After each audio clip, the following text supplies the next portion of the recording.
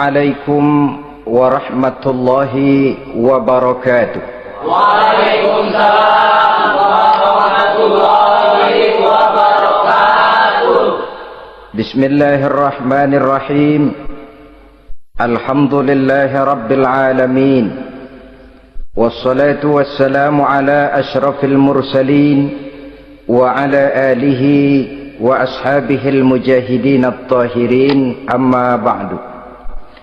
Saudara-saudara kaum muslimin rahimakumullah, sebagai kelanjutan dari pembicaraan kita tentang serial para nabi, maka pada pertemuan kali ini kita akan membicarakan riwayat tentang Nabi Sulaiman alaihi salam dan Ratu Balqis.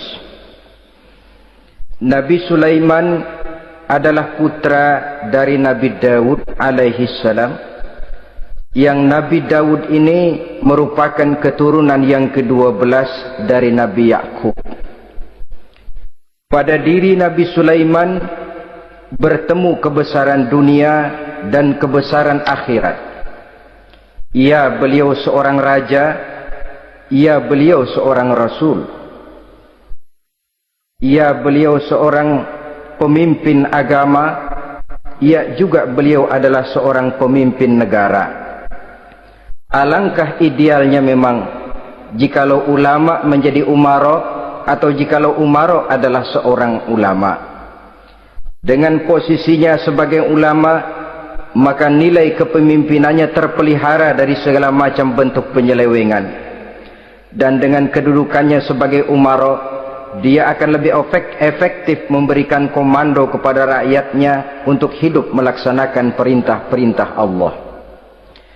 Tetapi oleh karena orang yang sekaligus jadi ulama dan umara termasuk jenis makhluk langka, maka agama hanya akan memberikan pesan agar yang bernama ulama dan umara saling bekerja sama untuk kemaslahatan dan kemanfaatan rakyat. Ulama adalah ulama, umara adalah umara. Jikalau keduanya bisa berjalan dan berdampingan dengan baik, rakyat akan jadi nikmat. Tapi kalau keduanya centang perenang, tentu rakyat akan jadi kiamat adanya. Ma'asyiral muslimin rahimakumullah. Mengapa figur Nabi Sulaiman adalah figur yang bertumpu kebesaran dunia dan akhirat? Kita lihat dari sejarah bahwa Allah memberikan mukjizat kepada para rasulnya biasanya sesuai dengan kecenderungan umat yang dihadapi pada waktu itu. Umat yang dihadapi Nabi Musa alaihi salam adalah umat yang senang kepada kegagahan, suka kepada bentuk badan yang kuat. Oleh karenanya mukjizat yang diberikan Allah kepada Nabi Musa berupa kekuatan baik tongkat maupun tenaganya. Sebaliknya, umat di zaman Nabi Isa alaihi salam cenderung berbangga dengan kemahirannya di bidang ilmu kedokteran dan ketabiban. Maka mukjizat yang diberikan Allah kepada Nabi Isa adalah mukjizat yang bisa mengatasi semua itu, sehingga Nabi Isa dengan izin Allah bisa menyembuhkan orang yang kena penyakit kusta, belang, bahkan sampai bisa menghidupkan orang mati dengan izin Allah. Di zaman Nabi Muhammad sallallahu alaihi wasallam, kecenderungan umat kepada kemampuan bersyair, sehingga ketika itu yang dihargai adalah ujung tombak dan ujung pena. Ujung tombak dalam arti pahlawan perang, dan ujung pena dalam arti seniman dan penyair. Maka di antara mukjizat terbesar yang diberikan kepada Nabi adalah Al-Quranul Karim, yang keindahan gaya bahasanya tidak seorang penyair pun sanggup menandinginya. Di zaman Nabi Sulaiman alaihi salam, kebesaran dan kemegahan dunia, kekuatan dan kejayaan menjadi ukuran. Kita tahu bahwa Jalut yang dihadapi oleh Nabi Daud adalah seorang yang bertubuh besar dan gagah perkasa, yang dalam sejarah lebih kita kenal dengan nama Goliat misalnya. Maka tidak heran kalau mukjizat yang diberikan Allah kepada Nabi Musa merupakan mukjizat yang bertumpu antara kebesaran dunia dan kebesaran akhirat, sebagai raja dan juga sebagai nabi. Tetapi yang patut menjadikan pelajaran buat kita terhadap seluruh kebesaran yang diberikan itu, Nabi Sulaiman berkata, "Haza min fadli Rabbi liyabluwani aashkuru am akfuru." Semua ini, kekuasaan dan kebesaranku, kejayaan dan kekayaanku, adalah anugerah Tuhan untuk menguji diriku. Adakah aku menjadi bersyukur karenanya atau malah aku menjadi ingkar karenanya? Alangkah baiknya jikalau ucapan Nabi Sulaiman ini kita bisa resapi dan kita bisa terapkan dalam kehidupan ini. Seorang pedagang yang berhasil berkatalah seperti perkataan Nabi Sulaiman. Seorang pejabat dengan kedudukan tinggi berkatalah seperti perkataannya Nabi Sulaiman. Seorang ulama dengan posisi sebagai pemimpin yang non formal berkatalah seperti perkataan Nabi Sulaiman. Seluruhnya berkata, "Haza min fadli Rabbi." Seluruhnya ini adalah karunia Allah untuk menguji diriku, adakah aku bersyukur atau aku menjadi ingkar karenanya. Inilah sekelumit tentang kebesaran Nabi Sulaiman alaihi salam. Pada usia 13 tahun, beliau sudah mewarisi kerajaan ayahnya Nabi Daud dengan meninggalnya Nabi Daud alaihi salam. Dan sejak itu keistimewaan Nabi Sulaiman alaihi salam sudah nampak dalam kehidupan. Beberapa keistimewaan bisa kita catat dari pribadi Nabi Sulaiman ini. Pertama, beliau cerdik, cerdas dan bijaksana, dan tentu saja harus begitu. Kalau Rasul goblok, mana ada umat yang mau ikut. Tetapi kecerdikan dan kecerdasan serta sifat bijaksana ini nampak dari beberapa kisah yang pernah dihadapinya.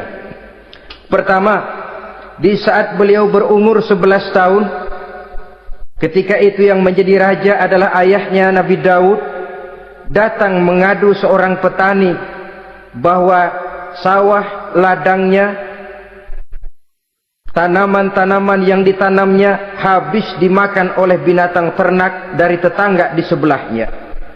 Maka ia mengajukan usul agar binatang ternak yang memakan tanam-tanamannya itu diberikan saja kepadanya.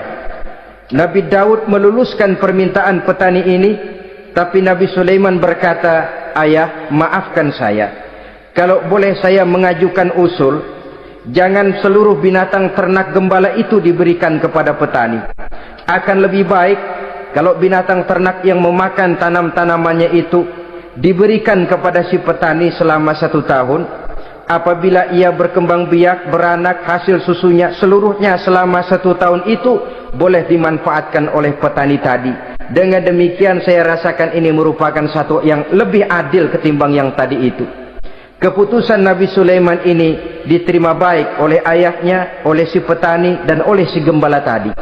Pada usia 11 tahun, ia sudah menunjukkan kecerdikan, kecerdasan, dan sifat yang bijaksana. Contoh yang kedua, ada 2 orang ibu yang pada saat akan bekerja di ladang, masing-masing meletakkan bayinya di satu tempat. Lalu keduanya pun asyik pergi bekerja. Sedang kedua ibu itu bekerja dengan asyiknya, datanglah seekor serigala menerkam salah seorang anak bayi tadi, dan kemudian dibawanya. Tinggallah anak bayi seorang. Ketika kedua ibu tadi kembali ke tempat dia meletakkan anaknya, maka keduanya lalu berebut anak yang satu itu. Jadi kasus berebut bayi rupanya memang sudah ada dari dulunya. Yang satu berkata itu anaknya, yang lain mengaku itu pun juga anaknya. Akhirnya keduanya mengadu kepada Nabi Sulaiman. Masing-masing ngotot, tidak ada yang mau mengalah. Akhirnya kata Nabi Sulaiman, "Kalau kamu berdua tidak ada yang mau mengalah, sudahlah begini saja. Berikan bayi itu kepada saya, akan saya belah 2 supaya adil. Masing-masing kamu bawa sarang sepotong." Ibu yang seorang berbinar matanya, kelihatannya gembira dengan keputusan itu. "Saya setuju Nabi Sulaiman, ini keputusan yang sangat adil. Betul, belah 2 saja bayi itu." Tapi ibu yang seorang malah berurai air matanya, membasahi pipinya. "Ya Sulaiman, daripada Tuhan belah dua anak itu, biarlah berikan saja kepada ibu yang mengaku tadi itu. Tidak sampai hati saya melihat anak yang begini ini harus menjadi korban. Biarlah dia diasuh oleh ibu yang mengakuinya tadi, asal dia tetap hidup." Nabi Sulaiman tersenyum lalu berkata kepada ibu yang berurai air mata tadi, "Ambillah anak ini, Bu, karena ia memang benar anak ibu. Sebab sekejam-kejamnya hati seorang ibu tidak akan sampai melihat anaknya dibelah dua. Adapun engkau ibu yang gembira, engkau sesungguhnya ibu yang kurang ajar. Cuma sekedar ngaku-ngaku, buktinya anak mau dibelah dua kamu setuju. Ibu macam apa kamu anak dibelah dua setuju?" Akhirnya ibu yang satu itu menerima hukuman yang setimpal karena mengakui sesuatu yang bukan haknya. Di sini kita lihat kebijaksanaan yang dimiliki oleh Nabi Sulaiman alaihi salam. Bukti yang ketiga, pada waktu beliau mengadakan jihad fi sabilillah, beliau mengadakan mobilisasi dana. Tidak cuma manusia, binatang seluruhnya ikut memberikan sumbangan. Ketika datang gajah, gajah nyumbang kerbau. Datang kerbau, kerbau nyumbang kambing. Datang kambing, kambing nyumbang ayam. Datang ayam nyumbang burung. Datang burung nyumbang balang. Datang balang nyumbang semut. Gajah yang nyumbang kerbau ngelihat balang nyumbang semut ketawa. Semut, balang, Nabi Sulaiman kamu berikan semut untuk apa kayak gitu kecilnya? Lihatin dong saya nyumbang kebo, kata gajah. Nabi Sulaiman tersenyum seraya bersabda, "Al-hadiyatu biqadril muhdi." Pemberian itu memang sesuai dengan kemampuan orang yang memberi. Kalau gajah nyumbang kerbau itu wajar saja. Gajah besar sumbangannya pun besar. Sebaliknya kalau balang nyumbang semut itu juga memang pantas. Balang kecil sumbangannya pun kecil. Yang tidak wajar kalau ada balang mau nyumbang kerbau, ada gajah nyumbang semut. Di sini kelihatan watak yang bijaksana dari Nabi Sulaiman alaihi salam. Ini merupakan ciri keistimewaannya. Setiap rasul dibekali dengan sifat ini yang namanya sifat fatonah. Cerdik, cerdas, dan bijaksana. Yang ini memang merupakan mukjizat. Kecerdasan seorang rasul tidak merupakan hasil sekolahan, tapi merupakan bimbingan wahyu semata-mata, dan ini yang tidak bisa ditandingi oleh manusia. Jadi jangan lalu ngambil dalih rasul aja nggak sekolah pinter lalu ikut nggak sekolah ya goblok terus. Itu khususiat kok. Sifat yang namanya fatona itu merupakan bimbingan daripada wahyu. Adapun manusia, jikalau dia mau cerdik, jikalau dia mau cerdas, jikalau dia mau bijaksana, dia harus belajar. Dia lewat bangku sekolah, dia lewat teman bergaul, dia lewat bertanya kepada orang-orang pandai, atau autodidak dengan hidup banyak membaca dari kehidupan ini. Dengan demikian nilai kecerdikan, kecerdasan dan kebijaksanaannya akan bisa meningkat adanya. Ini keistimewaan pertama. Keistimewaan yang kedua, Nabi Sulaiman diberikan kekuasaan oleh Allah sehingga bisa menguasai angin, jin, bahkan juga mengerti segala macam bahasa binatang. Menguasai angin, beliau bisa menundukkan angin ribut dan memerintahkannya angin itu. Dalam surah Al-Anbiya ayat 81 kita temukan, "Wali Sulaiman ar-riha asifatan tajri bi amrihi ilal ardil lati barakna fiha."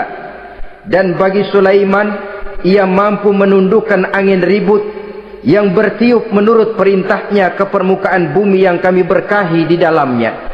Menguasai angin, barangkali istilah sekarangnya, memahami betul meteorologi. Itu sebabnya mukjizat hanya diberikan kepada Rasul. Orang yang jiwanya sudah stabil. Coba kalau potongan kita diberikan keistimewaan bisa ngatur angin, Saban sehari main angin. Nggak boleh ada orang kita keselin, kesel sama orang, undang angin, hantam saja. Maka mukjizat semacam ini hanya diberikan kepada orang yang jiwanya sudah stabil. Ada satu cerita, namanya juga cerita, tapi kebenarannya mendekati. Seorang wali di tanah Jawa sholat Jumat di Masjidil Haram di Mekah itu. Namanya wali kalau di Jawa kan pakai belangkon. Dia sembahyang di Masjidil Haram. Ini ada orang Arab usil, tumben ngelihat belangkon. Ini apa di tengah masjid?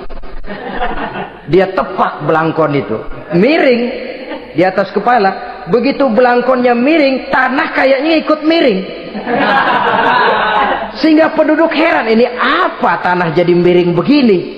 Lalu ada seorang wali juga yang alim dan mengerti, lihat-lihat di tengah Masjidil Haram ada belangkon miring di atas kepala.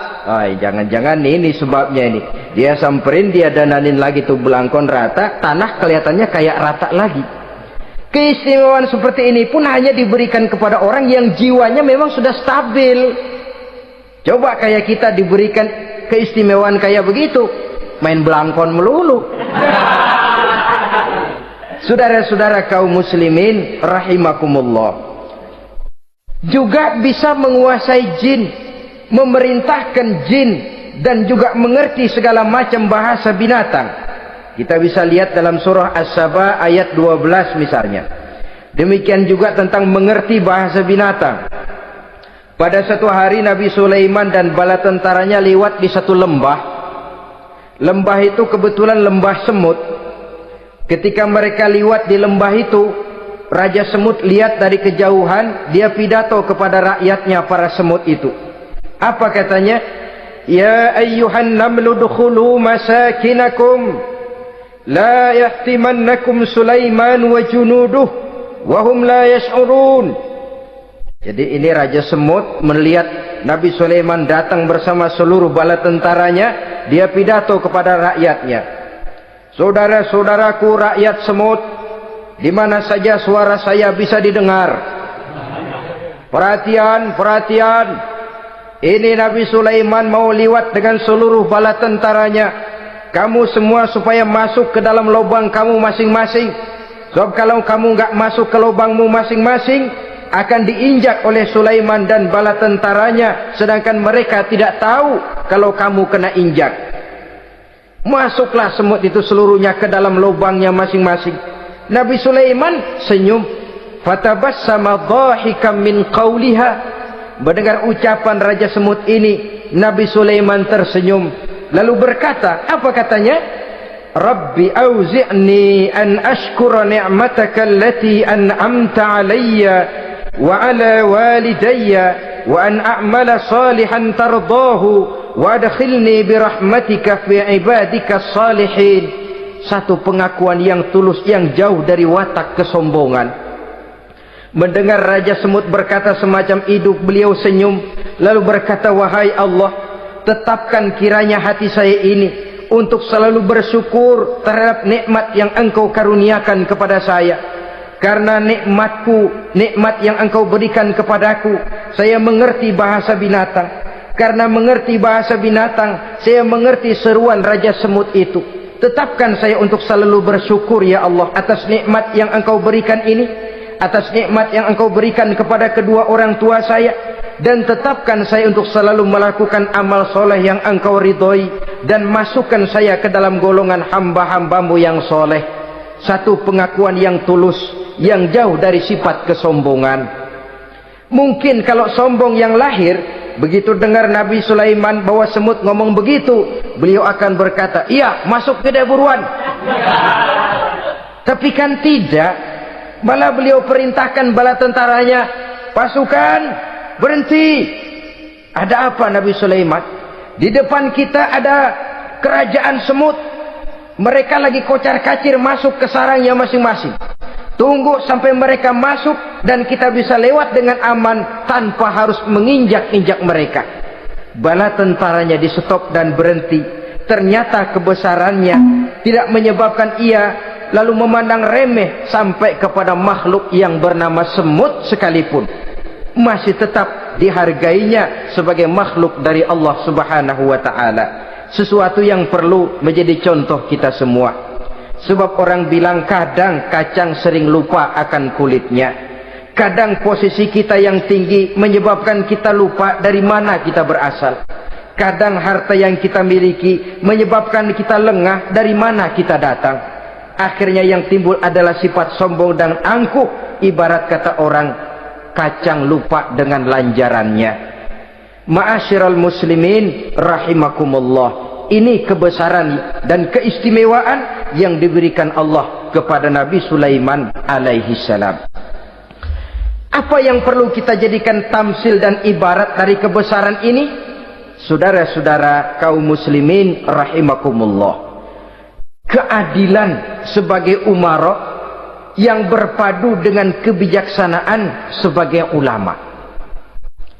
Suatu hari seorang sahabat bertanya kepada Rasulullah sallallahu alaihi wasallam, "Ya Rasul, kalau pada satu saat ajal merenggut Tuhan berlalu meninggalkan kami sekalian, kita berpisah untuk selamanya ya Rasul. Dalam kondisi semacam itu, azahrul ardi khairul lana am batniha? Mana yang lebih baik ya Rasul buat kami kalau sudah ditinggalkan oleh Tuhan? Permukaan bumi atau perut bumi yang lebih baik?"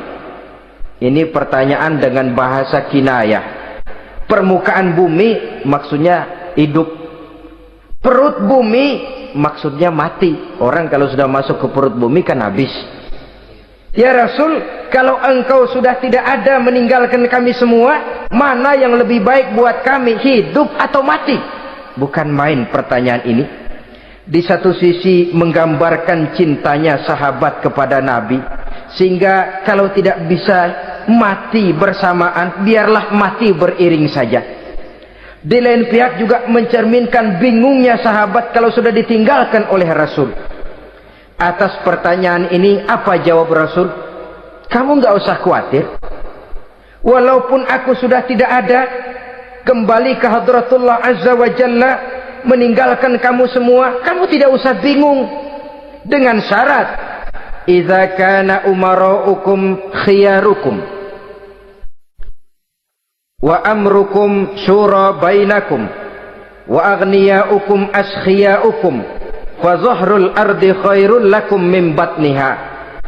Kalau saja para umara, kalau saja pemimpin-pemimpin kamu adalah orang-orang yang terbaik di antara kamu, dan seluruh persoalan yang kamu hadapi dapat kamu musyawarahkan dengan baik, lalu orang-orang kaya di antaramu adalah orang-orang yang dermawan, ketika itu walaupun aku sudah tidak ada, hidup lebih baik daripada mati. Permukaan bumi lebih baik daripada perut bumi. Dengan catatan tiga tadi. Pemimpinmu orang yang terbaik di antara kamu, segala persoalan kamu musyawarahkan, dan orang kayamu orang dermawan. Walaupun aku tidak ada, hidup lebih baik daripada mati. Tapi sebaliknya kata Nabi, idza kana umara'ukum syirarukum. Kalau umara'mu, pemimpin-pemimpinmu adalah orang-orang yang terjahat di antara kamu. Wa amrukum ala nisaikum. Dan segala urusanmu sudah diatur oleh perempuan. Walaupun dia tidak naik di bidang eksekutif, tidak memegang kekuasaan, tapi kekuasaan bayangannya jauh lebih menentukan daripada kekuasaan yang sesungguhnya. Kalau perempuan sudah ikut campur mengaturmu, kemudian wa askhiyaukum bukhalaukum, orang-orang kaya di antaramu adalah orang-orang yang bakhil bin pelit alias kikir, maka ketika itu kata Nabi, fabatnul ardi khairul lakum min zahriha, perut bumi lebih baik daripada permukaan bumi. Apa yang bisa diharapkan dari pemimpin yang zalim, perempuan yang sok kuasa, dan orang-orang kaya yang bakhil dan pelit? Dalam kondisi semacam itu, bertemulah kita dengan yang bernama kiamat. Dan kalau sudah kiamat macam itu kata Nabi, perut bumi lebih baik daripada permukaan bumi. Maka yang kita perlukan sekarang adalah kerjasama antara ulama dengan umara. Ulama bukan umara, umara pun bukan ulama. Harus saling kerjasama dan jangan saling memperalat. Kerjasama menurut bidangnya masing-masing, menjadi yang terbaik di bidangnya. Jangan sudah jadi kiai karena ingin berpartisipasi aktif lalu pindah jadi pemborong jembatan. Tidak sadar akan profesinya.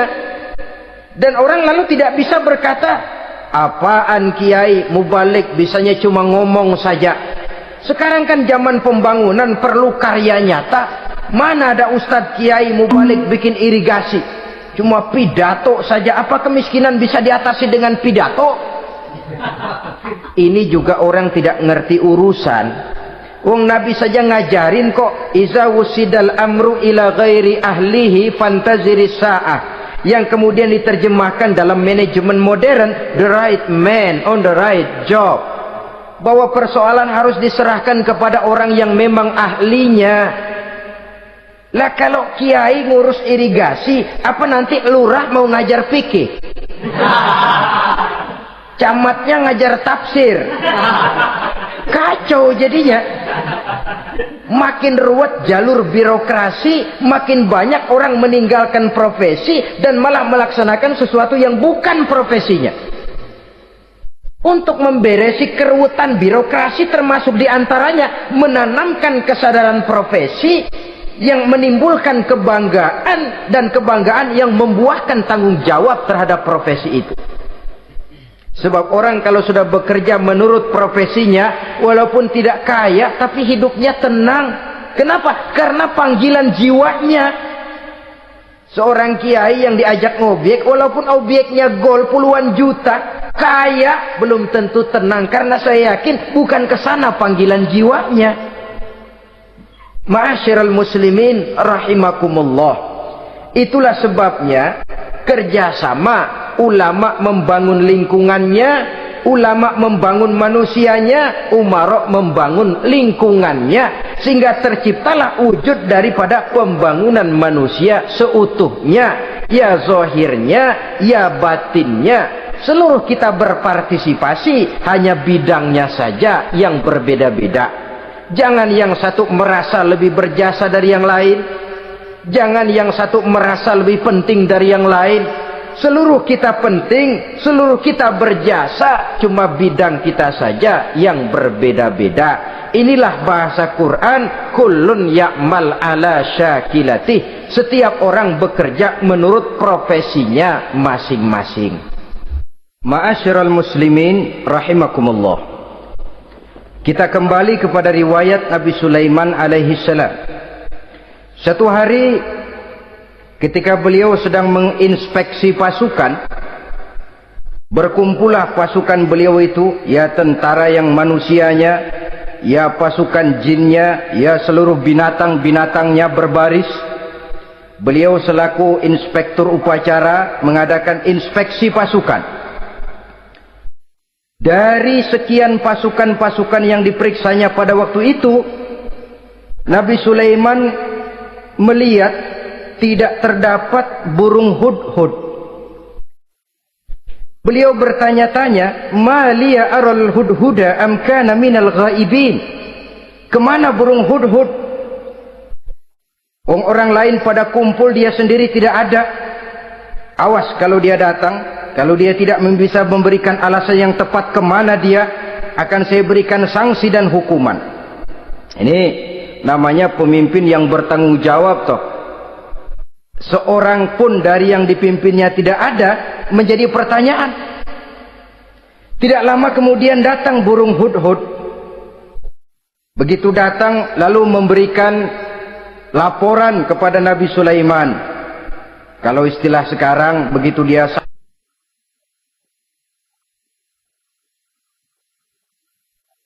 sampai berdiri hormat, lapor, kata hudhud ini.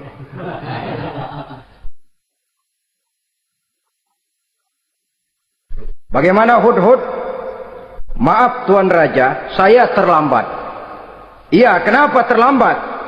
Patroli Tuan Raja. Kemana saja kamu patroli? Keliling. Lalu apa hasilnya? Inni wajadtu mar'atan tamlikuhum wa utiyat min kulli syai'in wa laha 'arsyun 'azim. Saya baru berpatroli ke satu negara yang bernama Sabah, Tuan Raja. Sabah, saudara tahu Sabah? Di mana itu? Dekat ibu kota Yaman sekarang. Di sana Tuan Raja, kata Hudhud ini, wajadtum ra'atan tamlikuhum. Yang jadi raja perempuan. Kalau Tuan raja besar, Tuan orang laki. Ayah Tuan raja besar Nabi Daud laki. Ini mah model Tuan Raja. Orangnya rajanya raja besar tapi perempuan. Tumben saya ngelihat ada raja perempuan, kerajaannya begitu besar. Begitu. Iya. Lalu dia jadi raja bagaimana? Ya mewarisi kerajaan ayahnya Sri Baginda Raja Sarahil. Ketika ayahnya wafat, dia naik. Walaha arsun azim. Singgasananya besar, bagus, antik Tuan Raja. Terus bagaimana lagi? Wajadtuha wa qaumaha yasjuduna lisyamsi min dunillah. Yang jadi pikiran saya Tuan Raja, dengan kekuasaan yang besar, mereka itu seluruhnya, seluruh bala tentaranya dan kaumnya, yasjuduna lisyamsi, mereka menyembah matahari, bukan menyembah Allah. Mendengar ini Nabi Sulaiman tergerak hatinya. Waktu mendengar rajanya perempuan, kekuasaannya besar, belum tergerak. Tapi ketika sampai kepada yasjuduna lisyamsi, mereka sujud kepada matahari, di situ pribadi seorang rasulnya tergerak. Siapa nama ratu itu? Namanya Ratu Balkis Tuan Raja. Begini Hudhud, laporan kamu saya terima. Alasan kamu datang terlambat bisa dipertanggungjawabkan. Kamu tidak kena hukuman. Cuma begini saja Hudhud, karena kamu yang laporan, kamu yang tahu lokasi negaranya, kamu yang harus melaksanakan tugas ini. Apa Tuan Raja? Idhab bi kitabi hadza fa'alqih ilaihim. Kamu berangkat lagi ke negeri Sabah, bawa surat saya, berikan kepada mereka. Thumma tawalla anhum. Kemudian kamu berpaling dari mereka, tapi jangan pulang. Fanzur madza yarji'un. Lihat apa reaksi mereka setelah menerima surat ini. Baik Tuan Raja, baik. Nabi Sulaiman menulis sepucuk surat kepada Ratu Balkis, dan surat itu dibawa oleh burung Hudhud tadi. Terbanglah si burung Hudhud ini ke negeri Sabah, masuk ke istana Ratu Balkis, dan surat itu jatuh di kamar Ratu Balkis. Diambil surat tadi, kemudian dibaca. Apa isi suratnya? Innahu min Sulaiman wa innahu bismillahirrahmanirrahim. Alla ta'lu alayya wa'tuni muslimin. Surat ini dari Sulaiman. Bismillahirrahmanirrahim. Jangan kamu merasa lebih tinggi dari aku. Datanglah kepadaku dan masuk ke dalam agama Islam. Suratnya singkat, padat, ultimatum.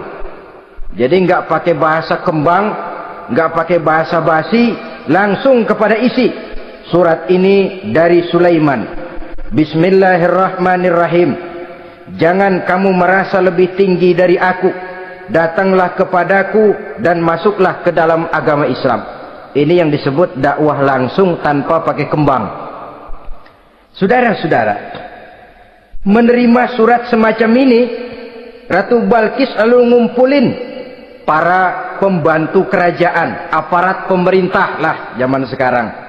Termasuk menteri-menteri dipanggil, sidang darurat di istana Ratu Balkis, membahas datangnya surat dari Nabi Sulaiman alaihissalam.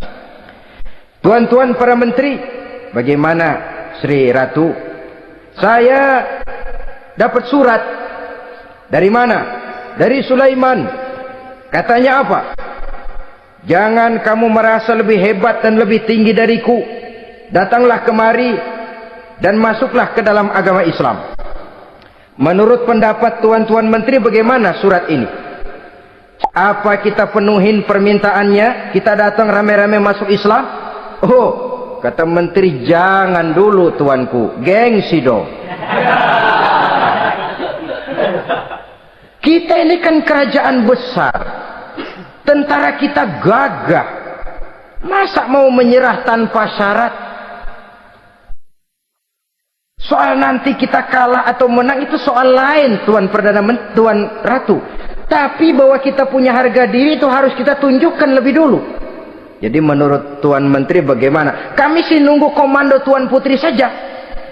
Artinya kalau boleh perang saja. Cuma mau duluin, takut dikira nyelongcong. Kami sih gimana komando Tuan Ratu saja. Tuan komandokan berangkat, kami segera berangkat. Terserah Tuan Putri, kami seluruhnya loyal, taat dan setia menunggu titah dari Sri Paduka Ratu. Terima kasih para menteriku. Soal kesetiaanmu saya tidak meragukan. Tapi perang dimanapun selalu membawa kerugian. Kita menang rugi, tentu jatuh korban. Apalagi kalau kita kalah. Dan raja-raja yang mengalahkan negeri-negeri lain selalu membawa kehinaan kepada negeri yang dikalahkannya. Jadi bagaimana? Sekarang begini saja. Kita ambil jalan tengah. Lalu diplomasi dulu. Diplomasi macam apa Tuan Ratu? Kita kirim utusan kepada Nabi Sulaiman. Dari sana nanti kita lihat reaksinya. Saya memang selama ini sudah dengar siapa itu Nabi Sulaiman. Katanya orangnya masih muda, masih bujangan, bijaksana, kekuasaannya besar, tentaranya hebat. Cuma kan baru berita, kita cek. Jadi diplomasi macam apa Tuan Ratu? Kita kirim utusan kepada Raja Sulaiman. Kita bawakan hadiah-hadiahnya. Yang mahal-mahal, mewah-mewah, menarik. Pokoknya yang terbaik di negeri kita, berikan kepadanya. Lihat reaksinya. Kalau dia tergiur dengan hadiah itu, dia raja, bukan nabi. Tapi kalau dia menolak hadiah itu, dia memang nabi. Dan apa reaksi kita nanti tergantung sikap Nabi Sulaiman. Aha, kalau begitu setujulah Ratu. Itu memang bijaksana. Diplomasi dulu. Iya, jangan datang-datang main perang aja loh. Perang sih gampang. Tapi ini kan ada meja perundingan. Sepanjang masih kita bisa menempuh jalan damai, damai saja dulu. Baik. Maka diaturlah satu barisan diplomasi untuk menuju Palestina, kerajaan Nabi Sulaiman alaihi salam. Rombongan terdiri dari 500 orang laki-laki dan 500 orang perempuan. Yang laki ganteng, yang perempuan cantik.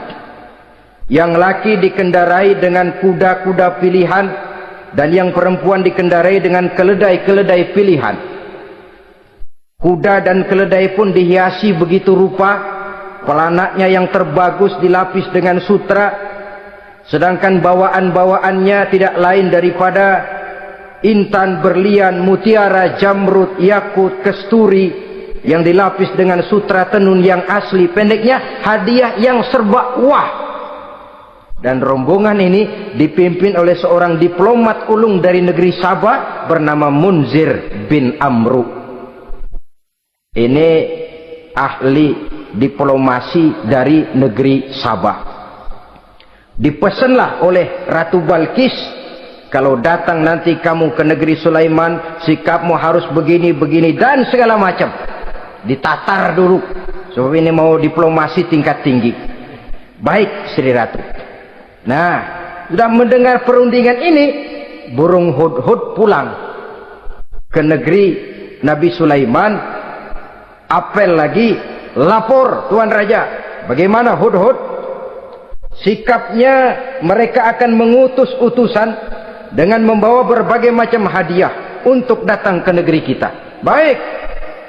Nabi Sulaiman kumpulkan tentaranya, terutama para jin. Hei tentaraku, khususnya kalian para jin,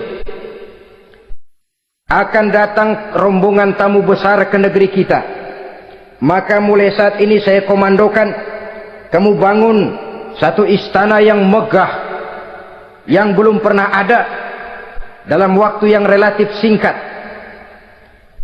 Dan lantai daripada istana itu harus dilapisi dengan kaca-kaca tebal yang bening, bawahnya diisi dengan air, diisi dengan ikan-ikan hias yang indah-indah. Baik Tuan Raja. Maka tentara Nabi Sulaiman, sejak manusia sampai binatang sampai jin, semuanya kerja bakti membangun istana yang megah. Sehingga sebelum rombongan kerajaan Sabah ini sampai, istana sudah selesai. Mereka masuk ke dalam istana Nabi Sulaiman. Begitu melihat lantainya gemerlapan air, masing-masing pada ngangkat kain. Takut kainnya basah. Waduh, ini istana kebanjiran begini, pikiran. Kata Nabi Sulaiman, nggak usah diangkat kainnya, nggak usah. Ini dilapis kaca, cuma bawahnya memang kolam. Kolamnya berisi ikan. Oh, bengong, bengong, bengong aja pada melongo mulutnya. Saudara-saudara, jadi persis orang yang tinggal di puncak gunung datang ke tengah-tengah kota. Kan noraknya minta ampun. Apaan aja ditunjuk. Apaan aja dilihat, apaan aja ditunjuk. Ini ya, itu ya, wah, wah, sudah semuanya serba, wah. Jadi kalau istilah tingkat diplomasinya, mereka sudah kalah mental. Dan itu sudah kemenangan pertama dari Nabi Sulaiman. Sudah shock. Mereka merasa negeri Sabah kaya, luar biasa, hebat. Begitu datang ke negeri Sulaiman, mereka jadi orang norak kayaknya. Sudah kumpul, nah selamat datang tuan-tuan ke negeri kami. Ada pesan apa? Majulah Munzir bin Amru. Tuan Sulaiman, bagaimana?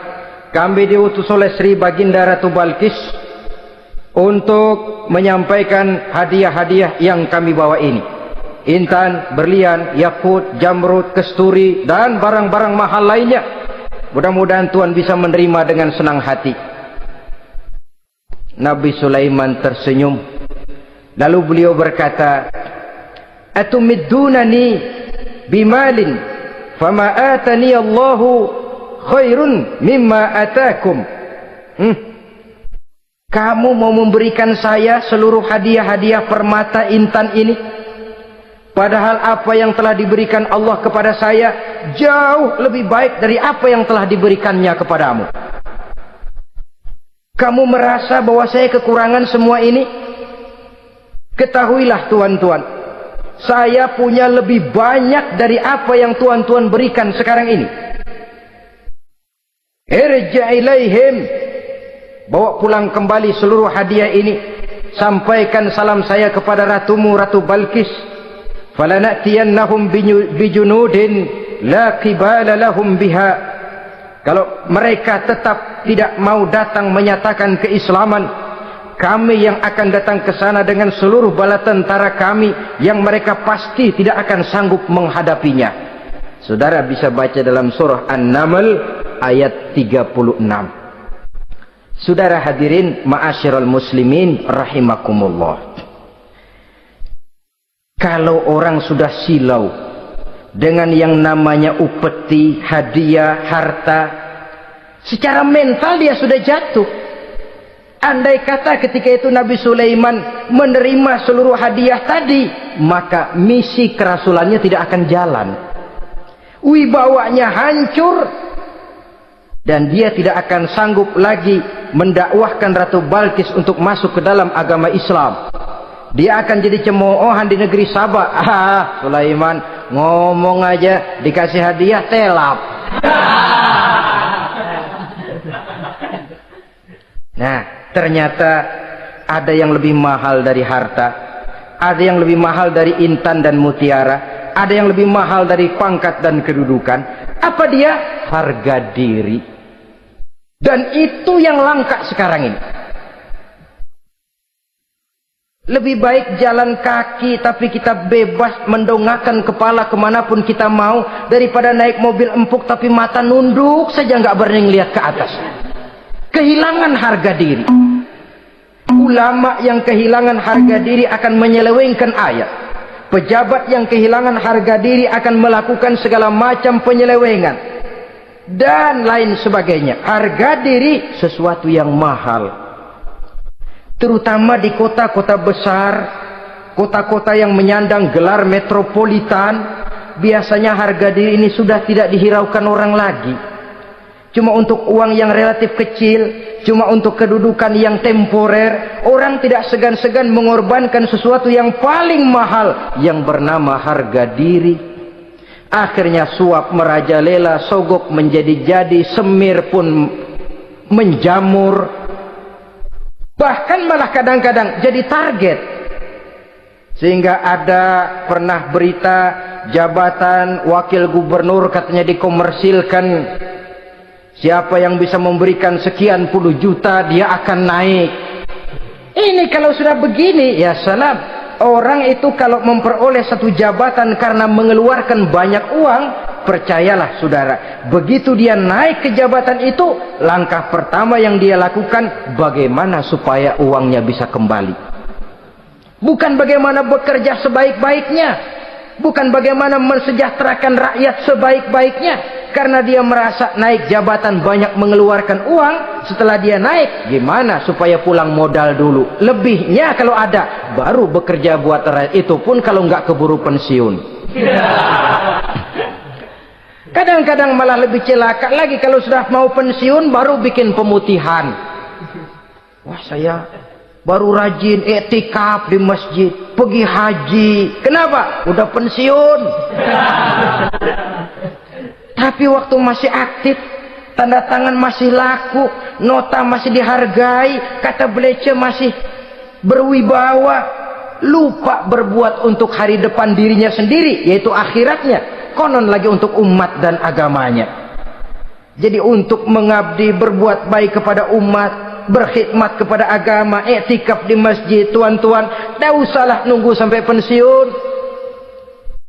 Manfaatkan posisi yang tuan-tuan punya sekarang ini untuk beribadah dengan sebaik-baiknya. Itu pun masih bersyukur, masih bisa mengadakan pemutihan daripada tidak sama sekali. Cuma alangkah akan lebih efektifnya lagi kalau itu diawali pada saat kita masih mempunyai posisi kunci. Ini reaksi Sulaiman, saudara-saudara. Diberikan hadiah yang mahal, atau midunani bimalin, kamu mau nyogok saya dengan hadiah ini yang diberikan Allah lebih hebat dari yang kau bawa sekarang ini. Apa yang saya cari? Oleh Allah saya telah diberikan sesuatu yang lebih besar dari yang kau bawa. Sudah, bawa pulang saja, sampaikan salam kepada ratumu. Kalau dia tetap ngotot tidak mau kemari, saya yang akan datang ke sana dengan seluruh bala tentara yang saya yakin sampean akan kewalahan ngadepinnya. Pulang, sampaikan salam saya, bawa seluruh hartamu. Diplomasi tahap pertama menang total. Utusan Raja Sabah sudah kalah mental, kalah juga fisik. Pulanglah mereka dengan membawa kembali seluruh hadiah yang mereka ingin sampaikan tadi. Bisa dibayangkan mentalnya, ya. Sama juga kita sudah punya niat ingin menyogok seseorang, tahu-tahu yang mau disogok nggak nerima. Pulang kayaknya muka kan belipet. Sulit ketemu orang. Jadi perasaan kita orang pada ngetawain aja. Padahal orang mah nggak tahu persoalannya. Itu sikap mental sendiri itu. Jadi memang saudara-saudara ini berkaitan. Walaupun yang mau nyogok banyak, kalau yang disogok nggak mau, nggak jadi. Walaupun ada yang minta disogok, kalau yang mau nyogok nggak ada, juga nggak nyetel. Lah ini nyetel, yang mau nyogok banyak, yang disogok pun ada. Jadilah perbuatan itu. Ma'asyiral muslimin rahimakumullah. Sampai mereka di kerajaan Sabah, mereka ceritakan itu, Ratu Balkis bengong. Ternyata yang saya dengar selama ini memang benar rupanya. Sulaiman bukan cuma raja, tapi juga rasul. Bukan cuma pemimpin negara, tapi juga pemimpin agama. Lalu bagaimana, Saudara Ratu? biar saya pikir-pikir dulu. Pikir. Bagaimana ya? Sudahlah, begini saja. Kita sekarang berangkat ke negeri Nabi Sulaiman. Saya yang akan langsung memimpin rombongan. Ada dua tujuan Ratu Balkis sebenarnya. Tujuan pertama ingin melihat dengan mata kepala sendiri kebesaran Sulaiman yang selama ini dia cuma dengar beritanya saja. Yang kedua, ada udang di balik batu. Kalau setelah Nabi Sulaiman nanti melihat kecantikan Ratu Balkis ini, dia bisa fly. Nah, istilah anak sekarang, dia bisa fly. Nah, siapa tahu kan karena kecantikannya Nabi Sulaiman lalu jatuh hati. Dan Dewi Amor pun bicara, nanti bila mata bertemu mata, bibir ikut senyum, hati berdetak. Maka terjadilah magnet-magnet saling bersentuhan, percintaan tingkat tinggi. Kan lumayan dapat suami, dapat pacar seorang raja besar. Jadi dengan harapan ini berangkatlah Ratu Balkis ke negeri Nabi Sulaiman. Hud lapor lagi. Lapor. Bagaimana Hud? Ini Ratu Balkis yang mimpin sekarang. Baik, kita siap-siap. Begini saja, kata Nabi Sulaiman. Siapa yang bisa bawa singgasana Ratu Balkis ke sini? Jin Ifrit tampil. Saya. Berapa lama kamu perlukan untuk membawa singgasana Ratu Balkis kemari? Sebelum Tuan bangun dari tempat duduk, itu singgasana sudah bisa sampai kemari, Tuan Raja. Bagus. Ada yang bisa lebih cepat? Saya, kata seorang ulama. Berapa lama? Sebelum Tuan kedip. Asal Tuan kedip, Tuan melek lagi, singgasana sudah sampai di sini. Baik, kerjakan. Dalam waktu sekejap itu singgasana Ratu Balkis sudah sampai di istana Nabi Sulaiman. Pasang di sini, biar dia dudukin nanti. Rubah sedikit biar dia nggak kenali. Dirombak sedemikian rupa. Masuk Ratu Balkis ke istana Nabi Sulaiman. Terjadilah kemudian di perundingan semacam tingkat tinggi antara raja dengan raja. Bagaimana Tuan Ratu Balkis? Iya, Tuan Sulaiman. Iya, bagaimana? Saya kagum dengan kebesaran Tuhan. Bukan kebesaran saya. Seluruhnya ini adalah karunia Allah kepada saya. Saya dengar Tuan menyembah matahari. Padahal matahari tidak pernah memberikan apa yang Tuhan kehendaki. Matahari tidak pernah menciptakan Tuhan.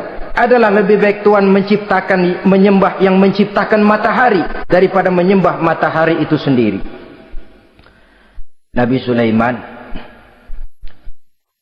bagaimana kalau kita mengadakan ya sambil berunding, sambil lobbying istilah sekarang. Baik, lobbying pun jadi. Berjalanlah meninjau seluruh pelosok istana Nabi Sulaiman alaihi salam. Seperti halnya bala tentaranya, Ratu Balkis juga sampai di lantai kaca, angkat kain. Kata Nabi Sulaiman, jangan diangkat tuh kain. Ini bukan air, istana kaca. Bukan main kebesaran kamu. Melihat begitu kebesaran Nabi Sulaiman, Ratu Balkis yang niatnya sementara mau melontarkan diplomasi asmara, lupa. Lalu apa katanya? Rabbi inni zalamtu nafsi. Ya Allah, selama ini saya benar-benar telah zalim kepada diri saya. Begitu banyak nikmat yang Engkau berikan kepada saya. Saya jadi ratu dengan kekuasaan yang besar, mewarisi kebesaran ayah, dengan kerajaan dan bala tentara yang gagah perkasa. Bukan saya bersyukur kepadamu, malah saya menyembah matahari. Inni zalamtu nafsi. Sungguh saya telah zalim kepada diri saya. Maka mulai sejak saat ini, aslamtu ma'a Sulaiman lillahi rabbil alamin.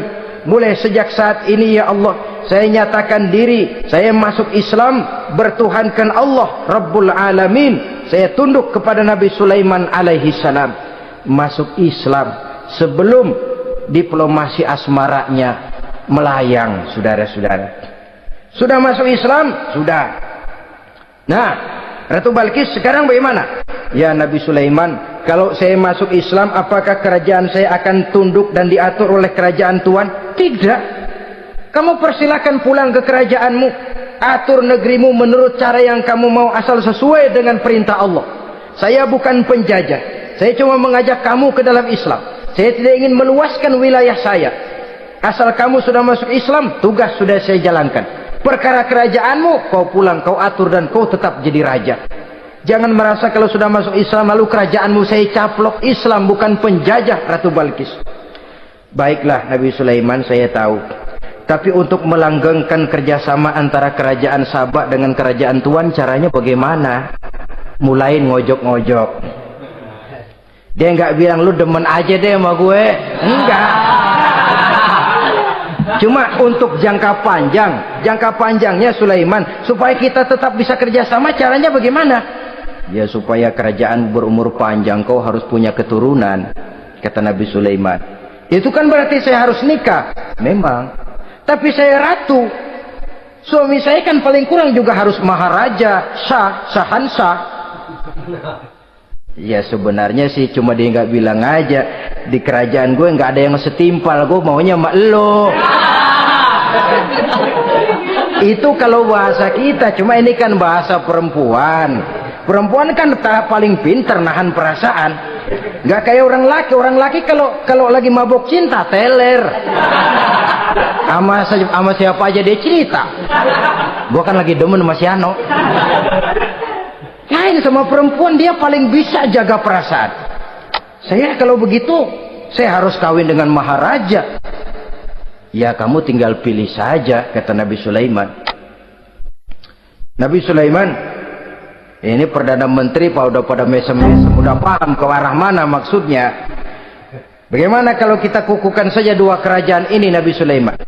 Saya pun setuju kalau itu kamu punya mau. Wah, ini Perdana Menteri takbir semua. Allahu Akbar, Alhamdulillah, Alhamdulillah. Sampai akhirnya Nabi Sulaiman pun menikah dengan Ratu Balkis.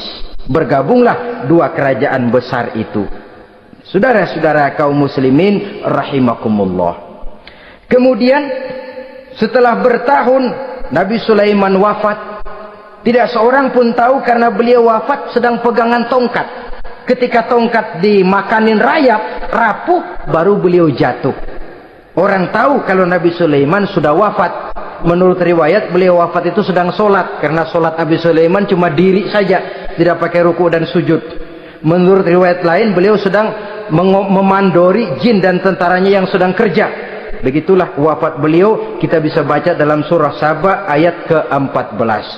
Setelah beliau wafat, Palestina diserbu oleh Raja Bukhtanasor atau Raja Nebukadnezar.